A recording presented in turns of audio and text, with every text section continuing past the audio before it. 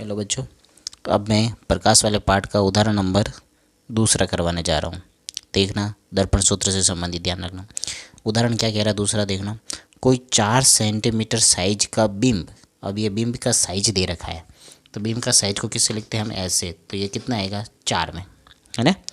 4 centimetre plus में लिखेंगे minus में लिखेंगे, क्योंकि आपको पता है मैं बता चुका हूँ चिन्ह परिपाटी में, आप देख लेना मेरा पुराना वीडियो, है ना। किसी 15 सेंटीमीटर फोकस दूरी के अवतल दर्पण से, अब देखो दर्पण का नाम आ गया अवतल दर्पण। अवतल दर्पण की फोकस दूरी कितनी दे रखी है, फोकस दूरी प्लस में होगी कि माइनस में होगी, परसेंट में नहीं होगा, आपको पता होना चाहिए माइनस में। अवतल दर्पण की फोकस दूरी किस में होगी, माइनस में। 15 सेंटीमीटर फोकस दूरी है। 15 सेंटीमीटर फोकस दूरी के अवतल दर्पण से 20 सेंटीमीटर 25 सेंटीमीटर दूरी पर रखा है। तो बीम कितनी दूरी पर रखा है, 25 सेंटीमीटर। बीम दूरी भी किस में रहेगी, माइनस में। चलो ठीक है, यहाँ तक तो। दर्पण से कितनी दूरी पर किसी पर्दे को रखा जाए कि स्पष्ट प्रतिबिंब प्राप्त हो, है ना। अब अवतल दर्पण है तो प्रतिबिंब हमेशा वास्तविक ही बनेगा, उल्टा ही बनेगा। अब आपको निकालना है वी, कितनी दूरी पर रखेंगे, है ना। हम चलो इसको निकालते हैं, तथा इसकी साइज भी पूछी है आपको, एच डैश भी निकालना है ना। ये दो चीज़ें निकालनी है। अब मैं दर्पण सूत्र का उपयोग करूँगा, ध्यान से समझना इसको। प्लस माइनस का विशेष ध्यान रखना। ये माइनस कैसे आया मैं बता चुका हूँ, चिन्ह परिपाटी में पुराने वीडियो में डाल चुका हूँ मैं। यू और वी माइनस में कब आएगा, है ना। चलो यूज करते हैं। 1/v प्लस 1/u बराबर 1/f। एग्जाम में ध्यान से पढ़ लेना है, दर्पण है या लेंस, क्योंकि दोनों से संबंधित सवाल आएगा। अगर दर्पण है तो यहाँ ये दर्पण सूत्र लगाना है, लेंस सूत्र होगा तो यहाँ माइनस लगाना है ना। अब रखते हैं हम 1/v प्लस 1/u। यू कितना है, -25। कितना है, -25 बराबर 1/f। f क्या है, फोकस दूरी। फोकस दूरी कितनी है, -15।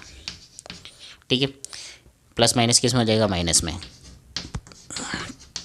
1/25 माइनस 1/15 है ना।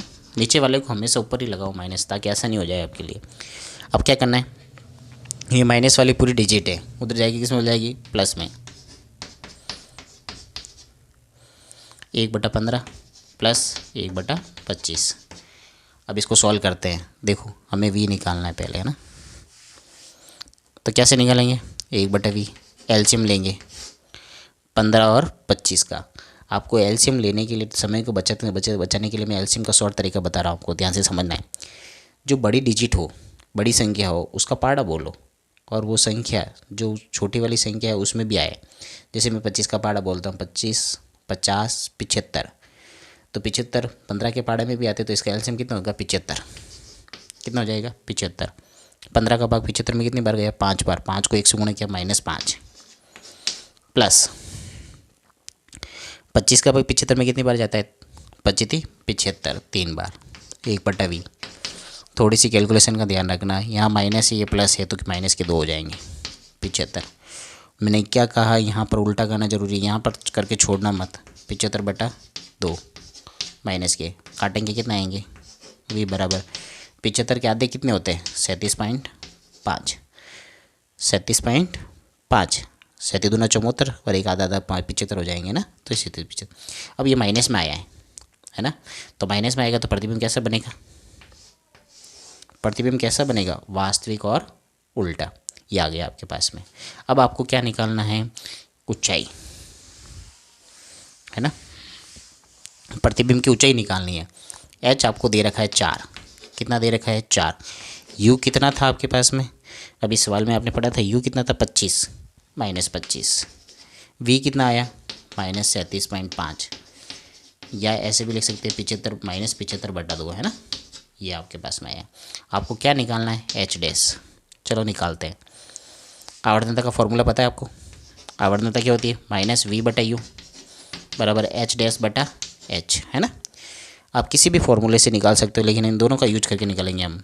-v कितना है, मैं ये रख रहा हूँ, -75/2 बटा u कितना है, -25।